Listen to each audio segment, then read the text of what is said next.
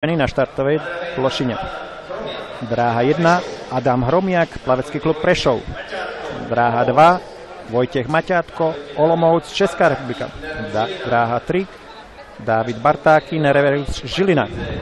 Dráha 4, Levanty Bakturidze, Gruzínsko. Dráha 5, Dávid Gajdoš, Orka Michalovce, juniorský reprezentant. Dráha 6, Rati Kervališvili, opäť Gruzínsko.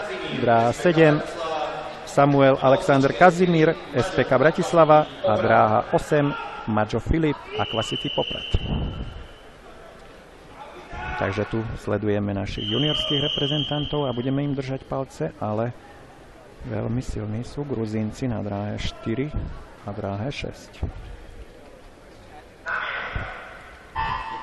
Raňajší čas Gruzínca Levantyho Bakturidze mal hodnotu 29,56. Pokiaľ chcú chlapci splniť naši limit na majstrovstva Európy, tam má A limit hodnotu 29,25 a na majstrovstva sveta v Indianapolise 29,19. Takže 29,60 pretekár na dráhe 4 Levanty Bakturidze, ktorý bol favoritom a potvrdil rolu favorita.